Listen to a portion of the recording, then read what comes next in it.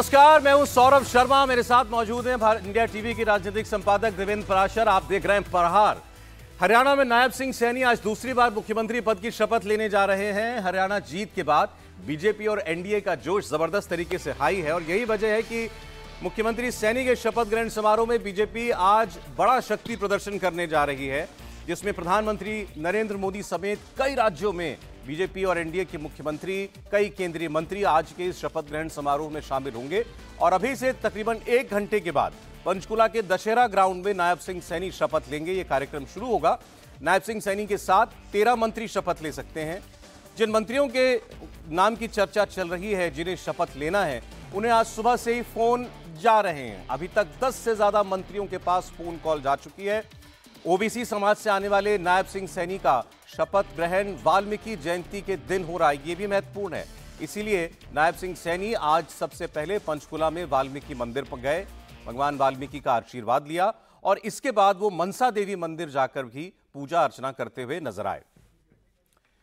नायब सिंह सैनी थोड़ी देर में हरियाणा के मुख्यमंत्री पद की शपथ लेने जा रहे हैं और शपथ लेने से पहले नायब सिंह सैनी ने एक बड़ा ऐलान भी किया। उन्होंने कहा कि कमीशन आज से ही 24,000 युवाओं के परिणाम घोषित कर देगा।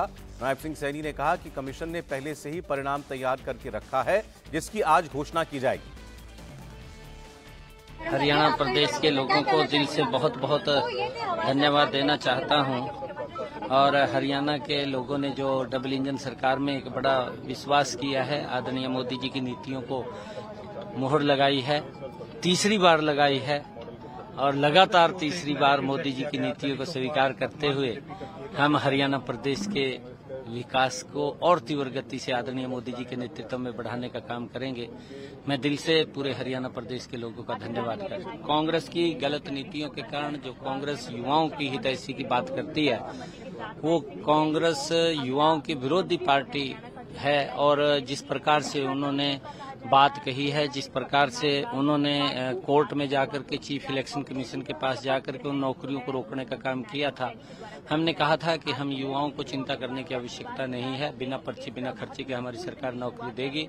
हमारे कमीशन ने वो रिजल्ट तैयार किया हुआ है, जल्दी ही वो जारी हो जाए।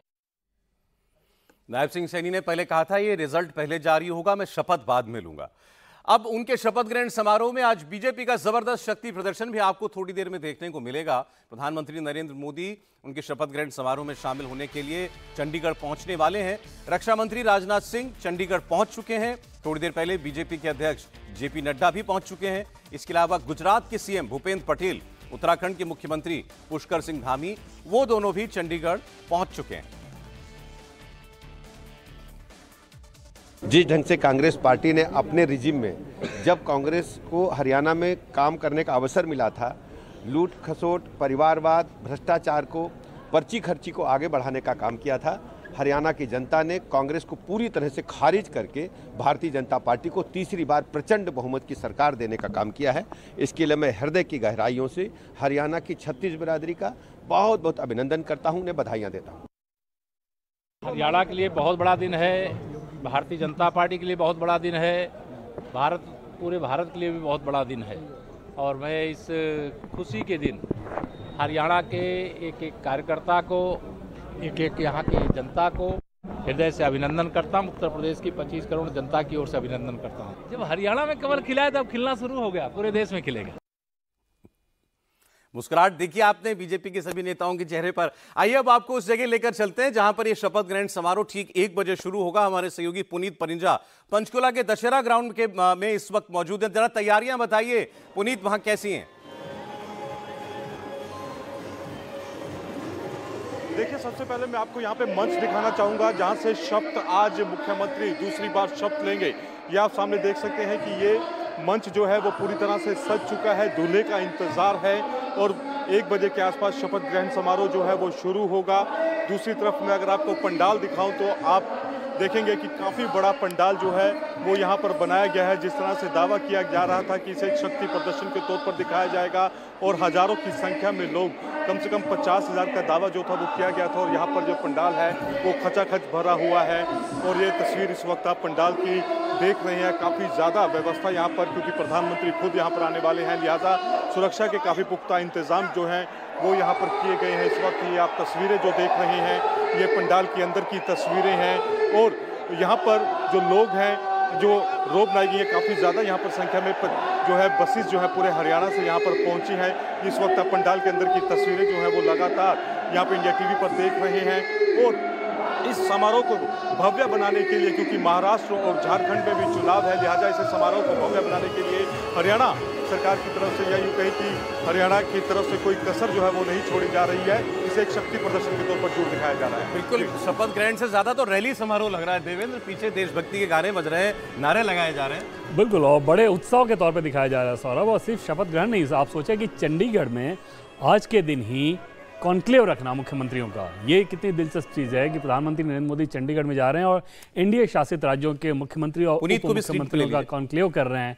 और कॉन्क्लेव का जो थीम है, जो एजेंडा है, वो है डेवलपमेंट एक तरफ, दूसरी तरफ संविधान का अमृत महोत्सव, आरक्षण को लेकर किस प्रकार से नैरेटिव लगातार चलते रहा है, महाराष्ट्र में भी कैसे वो मुद्दा आगे बढ़ेगा, तो उस परिप्रेक्ष्य में अगर आप समझें तो महत्व उसका समझ में आएगा। और तीसरी चीज़ की जो इमरजेंसी लगाई गई थी उसको भी आज के कॉन्क्लेव में याद किया जाएगा। तो कुल मिलाकर एक तरफ डेवलपमेंट का इशू होगा उस कॉन्क्लेव में, तो दूसरी तरफ पॉलिटिकल मैसेजिंग का होगा। और शपथ ग्रहण समारोह में एनडीए की ऐसी ताकत की नुमाइश, मैसेजिंग साफ है कि एनडीए एकजुट है। एक तरफ डेवलपमेंट को लेकर वो आगे बढ़ रहा है, तो दूसरी तरफ कांग्रेस पार्टी खासतौर पे जो मुख्य विपक्षी पार्टी है उस पर जिन जिन मुद्दों के सहारे अटैक किया जा सकता है उसको भी सामने रखा जा रहा है। और आज के शपथ ग्रहण में सौरभ आप देखें तो जो नाम सामने आएंगे उसमें आपको नजर आएगा कि किस प्रकार से एक बैलेंसिंग करने की कोशिश की गई है कास्ट के आधार पर। जैसे उसमें आपको 2 ओबीसी नजर आएंगे, 2 शेड्यूल कास्ट कम्युनिटी के नजर आएंगे, 2 जाट नजर आएंगे, 2 ब्राह्मण नजर आएंगे, 2 यादव नजर आएंगे। इसके अलावा 1 गुज्जर, 1 पंजाबी, 1 वैश्य और 1 राजपूत। तो ओवरऑल जो कास्ट कॉम्बिनेशन बैलेंस किया जा सकता है क्षेत्र के साथ साथ, उसको रखने की कोशिश नजर आ रही है। इसमें होनी भी चाहिए थी, क्योंकि पूरे हरियाणा से भारतीय जनता पार्टी को वोट मिले इस बार। एक बार फिर हम पुनीत के पास चलते हैं। पुनीत, आप बता रहे थे 2 अलग अलग मंच बनाए गए हैं, एक पर प्रधानमंत्री मुख्यमंत्री और मुख्यमंत्री बैठेंगे, दूसरे पर शायद एमएलएस के बैठने की व्यवस्था भी है।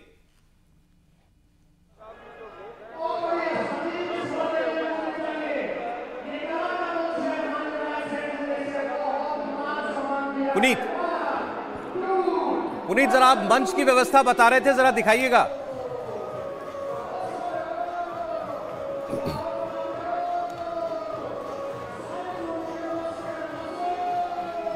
पीछे शोर इतना है, इसमें शायद आवाज नहीं पहुंच पा रही है। पुनीत, मैं आपसे जानना चाह रहा था क्या व्यवस्था है वहां प्रधानमंत्री और बाकी जो आज लोग पहुंचेंगे उनके बैठने की?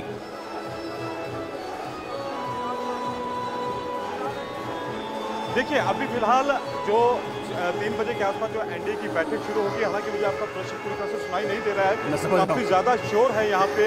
और जो मुझे थोड़ा बहुत आप समझ में आया उसमें यही है कि 3 बजे के आसपास जो एनडीए की बैठक जो है वो शुरू होगी, और वो चंडीगढ़ पंचकुला से ही सटा हुआ है, ललित होटल है, द ललित होटल, वहाँ पर वो 3 बजे शुरू होगी और 3 से 4 बजे तक जो है वो वहाँ पर कार्यक्रम रखा गया है, जिसमें एनडीए के साथ जो एनडीए शासित प्रदेश के मुख्यमंत्री उप मुख्यमंत्री के साथ बैठक जो है वो की जाएगी।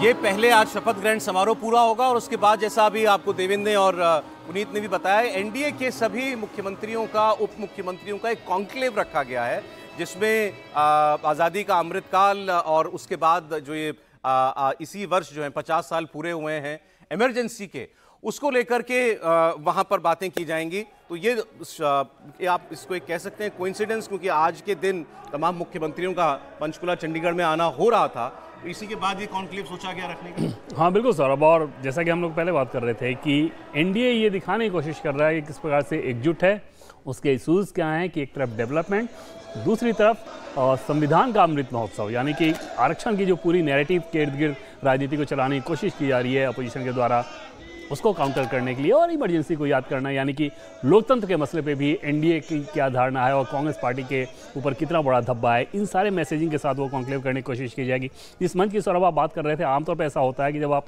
बाहर शपथ ग्रहण समारोह कराते हैं तो कोशिश ये की जाती है कि एक मंच ऐसा हो जिसमें वो सारे लोग हों जिनको शपथ लेना हो, दूसरा मंच ऐसा हो जिसमें बाकी मुख्यमंत्री या अन्य लोग जो कि आपके विशिष्ट मेहमान आ रहे हैं उनको बैठाया जाए। चंडीगढ़ में भी संभवतः ऐसी ही व्यवस्था होगी। ठीक, जैसा कि आप मंत्रियों के बारे में बता रहे थे, कुछ नाम चर्चा में चल रहे हैं। अब ये पता नहीं ये ऑफिशियल लिस्ट है कि नहीं, आप बताइएगा ज्यादा। अनिल विज साहब का नाम सबसे ऊपर देख रहा हूं मैं नायब सिंह सैनी जी के बाद। बिल्कुल सौरभ, और अनिल विज समझा जा सकता है कि 7वीं बार के विधायक पंजाबी कम्युनिटी के आते हैं। हालांकि कितने मुखर रहे हैं सभी देखते हैं, और आपने देखा भी कि नायब सिंह सैनी को लेकर उन्होंने क्या कुछ बोला था चुनाव के दरमियान। लेकिन ऐसी जो भी सुगबुगाहट थी सौरभ, उसको दूर करने के लिए और उस पर पूर्ण विराम लगाने के लिए पार्टी ने यह फैसला किया था कि केंद्रीय पर्यवेक्षक के तौर पर स्वयं गृह मंत्री अमित शाह जाएंगे। अमित शाह का वहां जाना उस विधायक दल की बैठक के लिए अपने आप में इस लिहाज से बहुत बड़ी बात थी कि उस इतने बड़े कद के व्यक्ति को आमतौर पे पर्यवेक्षक के तौर पे तो नहीं भेजा जाता। अमित शाह राष्ट्रीय अध्यक्ष बनने के बाद अगर आप देखें, उसके बाद राष्ट्रीय अध्यक्ष से जब हटे फिर गृह मंत्री बने, तो शायद पहला ही पर्यवेक्षक के तौर पे वो गए थे। लेकिन वो मैसेजिंग ये थी कि देखो नायब सिंह सैनी के पीछे पार्टी किस प्रकार से खड़ी है, मतलब इनके लीडरशिप को आप स्वीकारें। और उस मैसेजिंग के साथ अगर नायब सिंह सैनी शपथ ले रहे हैं तो अनिल विज निश्चित तौर पर, क्योंकि बहुत सीनियर नेता हैं, और जैसा कि मैंने बताया कि पंजाबी कम्युनिटी ने इस बार जमकर वोट किया बीजेपी के पक्ष में, और उसके सबसे बड़े नेता को तो मंत्री बनाया ही जाना था। पुनीत के पास पूरी लिस्ट है आज जो लोग मंत्री बनने जा रहे हैं, बताएं पुनीत। देखिए, जो मंत्री बनने जा रहे हैं उसमें सबसे पहले तो नाम है अनिल विज, जो कि पंजाबी समुदाय से आते हैं। उसके बाद जो कृष्णलाल पवार हैं, राज्यसभा में भी गए थे, फिर उन्होंने चुनाव लड़े, समुदाय से आते हैं। राव नरवीर है, क्योंकि ये अहिरवाल क्षेत्र से आते हैं, काफ़ी ज़्यादा सीटें बीजेपी ने वहाँ से जीती हैं, लिहाजा इसे बिल्कुल भी बीजेपी इग्नोर नहीं करना चाहती थी। लिहाजा राव नरवीर जो हैं ये यादव समुदाय से आते हैं। उसके अलावा जाट नेता हैं, पानीपत से तीसरी बार ये एमएलए बने हैं, महिपाल ढांडा, इनको तवज्जो दी गई है, इनको कैबिनेट में जगह है। विपुल गोयल हैं, वैश्य समाज से आते हैं, इनको जगह मिली है। अरविंद शर्मा हैं, ब्राह्मण हैं। श्याम सिंह राणा है, राजपूत हैं, इनको भी जगह दी गई है। ओबीसी, ये दोनों समुदाय से आते हैं। किशन बेदी एससी समुदाय से आते हैं, जो किरण चौधरी की सुपुत्री है और अभी कांग्रेस छोड़कर ये यहाँ पर शामिल हुई थी, तो शाम से विधायक है। सबसे बड़ा नाम इनका श्रुति चौधरी, ये कैबिनेट में इनको जगह मिल रही है। आरती राव, ये यादव हैं, इनको जगह मिल रही है। राजेश नागर गुर्जर है, और गौरव गौतम पहली बार जीत कर आए हैं और ब्राह्मण हैं, इनको भी कैबिनेट में जगह जो है वो दी जा रही है। जी, तो कोई समाज जो है छूटा नहीं है। आप बीजेपी की इस लिस्ट पर अगर आप गौर कीजिएगा, जैसे बता रहे थे अभी, बैकवर्ड कास्ट ओबीसी से 2, एक पंजाबी समुदाय से 1, 2 ब्राह्मण आज मंत्री बनेंगे, 1 राजपूत समुदाय से, 2 शेड्यूल कास्ट से, 1 गुर्जर कम्युनिटी से, 2 जाट समाज से, 2 यादव कम्युनिटी से और 1 वैश्य समाज से आज मंत्री बनाए जा रहे हैं। नाम आप लगातार इंडिया टीवी पर इन सभी मंत्रियों के देखते रहेंगे। अब जो व्यवस्था बीजेपी ने देना शुरू किया है मुख्यमंत्री के साथ 2 उप मुख्यमंत्री, यहाँ भी होगा देवेंद्र? अभी इसके बारे में सौरभ इंडिकेशन नहीं है, और उसमें वो देखने वाली बात होगी कि क्या पार्टी ये कर रही है कि किसी यादव कम्युनिटी के व्यक्ति को डिप्टी सीएम बनाया, किसी एससी को डिप्टी सीएम बनाया, या फिर पंजाबी कम्युनिटी के, वो अभी तक उसका कोई इंडिकेशन नहीं है। हाँ, ये ज़रूर है कि स्पीकर को लेकर ये बताया गया है कि घरौदा से विधायक है हरविंदर कल्याण, जो कि तीसरी बार के विधायक है। 2014 में पहली बार जीते थे, 19 में जीते, 24 में जीते, उनको वहां पर स्पीकर बनाया जाएगा। और साथ ही साथ राजकुमार गौतम है, जो कि सफीदों से विधायक हैं, उनको डिप्टी स्पीकर बनाया जा रहा है। तो पार्टी ने अपना होमवर्क पूरी तरह से कर लिया है। सीएम और डिप्टी सीएम को लेकर निश्चित तौर पर ये दिलचस्पी थी कि क्या सीएम जब सैनी को बनाया जा रहा है तो 1 पंजाबी 1 अहिरवाल ये किया जाएगा, या फिर एक दूसरी धारणा ये थी, और वो धारणा शायद ज़्यादा बड़ी थी कि इस तरह से करने से नायब सिंह सैनी के ऊपर ऑलरेडी जो कुछ लोग सवाल खड़ा करने की कोशिश करते हैं, शायद उसे और बल मिल जाएगा, तो ये करने की जरूरत नहीं रहेगी। तो उनकी लीडरशिप पर कहीं कोई प्रश्न ना रहे एकदम से। हाँ, पार्टी टॉप लीडरशिप ये मान के चल रही है कि नायब सिंह सैनी एकदम एसेट साबित हुए हैं। प्रदेश अध्यक्ष बनने के बाद उसके बाद मार्च में जब उनको अचानक आनंद फानन में मुख्यमंत्री बनाया गया था, तो उसके बाद इतने कम समय में जो कुछ वो कर सकते थे, पार्टी का टॉप लीडरशिप उसे पूरी तरह से संतुष्ट था। और एक तरफ उनके काम और दूसरी तरफ उनका व्यवहार, हालांकि प्रोफाइलिंग के हिसाब से सौरभ देखें कोई वैसा चमकदार प्रोफाइल नहीं रहा है। अंबाला में कंप्यूटर ऑपरेटर के तौर पर उन्होंने काम शुरू किया था, लेकिन जिस तरह से सहज व्यक्तित्व के वो मालिक हैं और मनोहर लाल खट्टर के खिलाफ जो चीज़ें थी उसको ये न्यूट्रलाइज कर रहे थे, तो वहाँ पर टॉप लीडरशिप के पसंद बन गए हैं नायब सिंह सैनी। और कोशिश ये की जा रही है कि उनके लीडरशिप के पीछे पूरी पार्टी खड़ी नजर आए ताकि असंतोष के स्वर ना उभरे। एक बार फिर पुनीत के पास चलते हैं। पुनीत, अगर आपके लिए मुमकिन हो तो पीछे जो आपको जो लोग दिखाई दे रहे हैं सारे बीजेपी के वर्कर समर्थक ही होंगे, उनसे जरा बात कीजिएगा। हरियाणा की इस जीत ने पूरे देश का राजनीतिक माहौल बदल के रख दिया है। बिल्कुल, मैं जरूर बात करने की कोशिश करूंगा सौरभ। मैं अब सीधा वर्कर्स के पास चलता हूं। अभी जो जीत हुई है, पूरा माहौल बदल गया बीजेपी का। 100% बदल गया। महाराष्ट्र में भी आप इसका नज़ारा देखेंगे। हरियाणा का जो असर है वो महाराष्ट्र में दिखेगा, पूरे देश में दिखाई दे रहा है। बिना पर्ची खर्ची के जो हमने काम किया है, बिना रिश्वत के जो हमने नौकरियां दी हैं। कांग्रेस के ज़माने में होता था कि पर्ची और खर्ची से काम चलता था। नायब सैनी जी ने कहा, मनोहर लाल जी ने कहा, हम बिना पर्ची खर्ची के रोजगार देंगे। आज उसी का असर है कि देखिए आज नज़ारा देखिए, हजारों लोग खुशियाँ मना रहे हैं, पूरा हरियाणा खुशियाँ मना रहा है। खुशियाँ हरियाणा मना रहा है। और भी लोग हैं, उनसे भी हम बात करने की कोशिश करेंगे। कहाँ से हैं आप? मैं गुड़गांव से। गुड़गांव से आए हैं। कितना माहौल कैसा देख रहे हैं आप? बहुत उत्साह है सर, बहुत ज़्यादा उत्साह है लोगों में, और पूरे हरियाणा में बहुत उत्साह है। हमारे वहाँ तो आज लड्डू बांटे जा रहे हैं, मिठाइयाँ खिलाई जा रही हैं, पूरा प्रोग्राम है। दिवाली से पहले दिवाली? अरे उससे बड़ी दिवाली है। उससे बड़ी दिवाली। हाँ। आप कहाँ से आए हैं? गुड़गांव से यार। आप भी गुड़गांव से आए हैं जी। क्या लग रहा है, क्योंकि जिस तरह से तीसरी बार सरकार बनी, लग रहा था इसे? बिल्कुल लग रहा था जी। 9.5 साल के मनोहर लाल के उपलब्धियाँ और 6 महीने में जो नायब सैनी ने गेम चेंजर काम किया है, उसकी वजह से तीसरी बार प्रदेश में सरकार बना रहे हैं। तीसरी बार सरकार बना रहे हैं। और भी लोग हैं सौरभ, यहाँ पे बात करने की जरूर कोशिश यहाँ पे करूँगा। काफ़ी ज़्यादा लोग यहाँ पर पहुँचे हुए हैं। यहाँ पर इस प्रोग्राम के अंदर जो आम लोग हैं उनसे मैं रूबरू होने की कोशिश यहाँ पर करता हूँ, क्योंकि मंच जो है वो काफ़ी बड़ा है, लिहाजा आम लोगों तक पहुंचने की कोशिश मैं जरूर यहाँ पर कर रहा हूँ। और भी लोगों से मैं बात करता हूँ। क्या नाम है जी आपका? अमित बंसल। कहाँ से आए हैं? भिवानी से आए। भिवानी से आए हैं। क्या लग रहा है आपको कि लगातार तीसरी बार सरकार बना रहे हैं, कितना उत्साह? बहुत उत्साह है सर। जितने भी व्यापारी भाई हैं वो भी मोदी सरकार के साथ है, क्योंकि मोदी जी ने इंडस्ट्रीज के लिए बहुत बढ़िया बढ़िया स्कीमें लेके आए हैं। आज इंडस्ट्री अपने आप को सेफ मानती है, और ये सारा मोदी जी का जादू है जो हरियाणा में चल रहा है। जो आज देखेंगे जितने भी व्यापारी भाई हैं, जितने भी इंडस्ट्रीज हैं, आज इस सरकार से खुश हैं।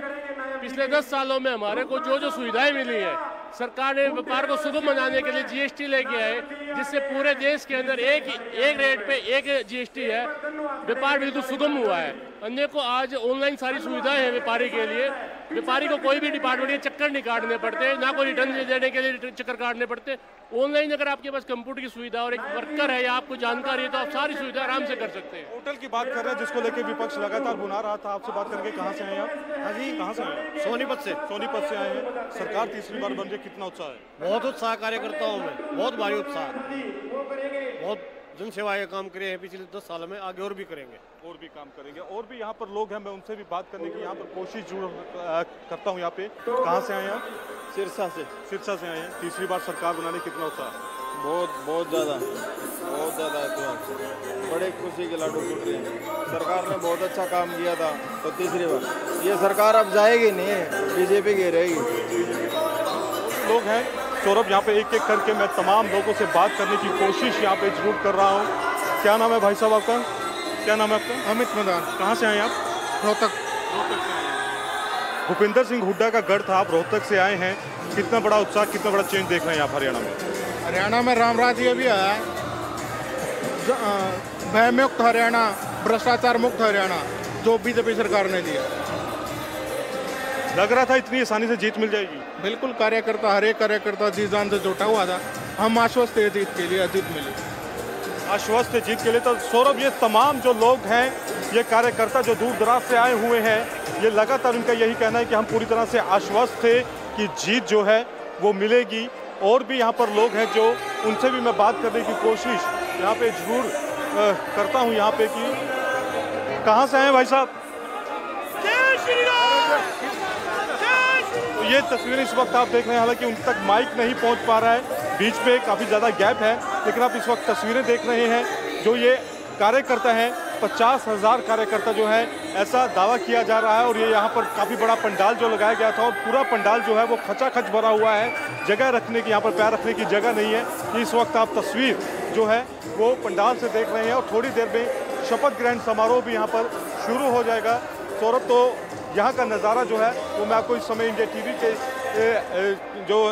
पर जो दर्शक हैं वो देख रहे हैं कि किस तरह का यहाँ पे तस्वीर है, क्या नज़ारा है कि यहाँ पर पंडाल जो है वो पूरा का पूरा खचाखच भरा हुआ है।